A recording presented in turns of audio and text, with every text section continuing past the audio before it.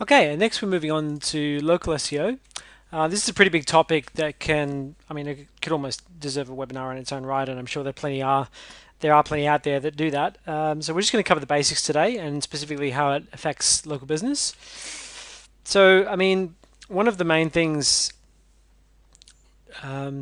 in this regard is just to really be sure that you nail the basics. We're seeing a lot of businesses that are diving deeper into SEO and some of the other things around that. But this has come up a few times in this session. But if you forget the basics, then you're kind of not really giving yourself the best chance right from the start. So in terms of local SEO, must do's, complete your Google My Business page. And that will come up a bit later as well. Ensuring consistency in local portals, so name, address, and phone number. That's really important as well for a number of reasons, mostly because of the way Google looks at properties online. But yeah, just making sure it's consistent and it's also up to date. And with those ones, it's always quality over quantity, even probably more so these days. We'll dig into that a little bit more in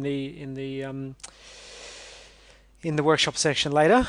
Building authority with links, same deal. Quality over quantity, 100%, and relevant links, and then adding credibility with case studies, reviews, portfolios, testimonials.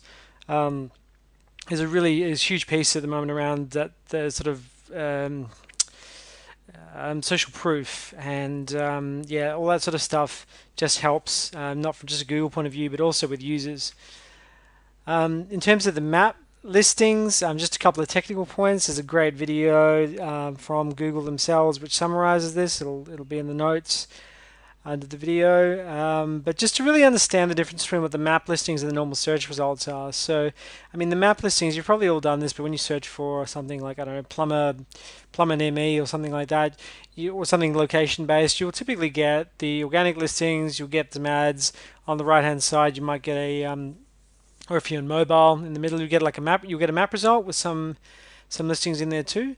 That is a slightly different algorithm to the typical organic one. It's a little bit more heavily weighted towards relevance, proximity, and the prominence of that, which includes things like citations and mentions. It's important. This is really relevant, I think, for local business because it's the majority of people are searching. Who are looking for local businesses are searching for things near them. So if you shouldn't overlook this point.